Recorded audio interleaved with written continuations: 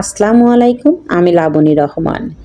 কিছু ভুল মানুষকে অনেক কিছু শিখিয়ে দেয়, কিছু কষ্ট মানুষকে পাথর করে দেয়, কিছু অভিমান মানুষকে অপর করে দেয়, আর কিছু বাস্তবতা মানুষকে অনেক বদলে দেয়। আজ আমি রান্না করব মুরগির কলিজা, গিলা আর গলা আলু দিয়ে রান্না করব। চলুন শুরু করা যাক।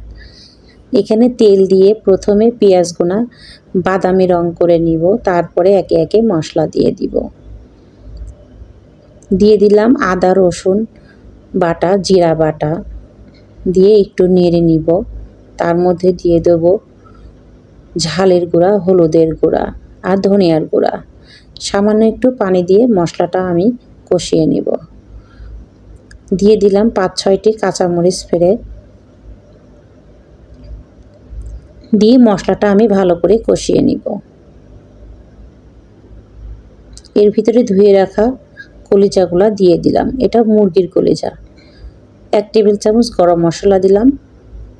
আমি সাধারণত গুঁড়া মশলাই ব্যবহার করি। আপনারা জানেন গরম মশলার ক্ষেত্রে আস্ত গরম মশলা আমি খুবই কম ব্যবহার করি।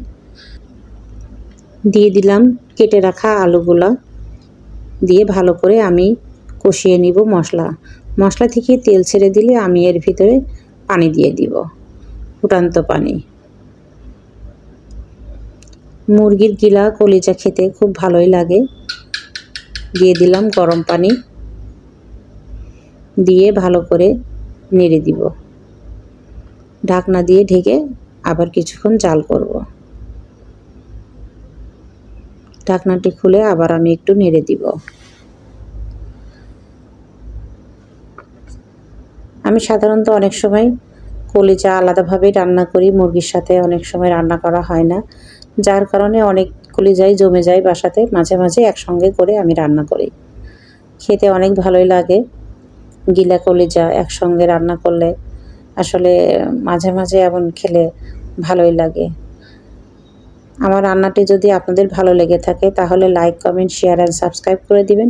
ভালো থাকুন, সুস্থ থাকুন। আল্লাহ হাফেজ।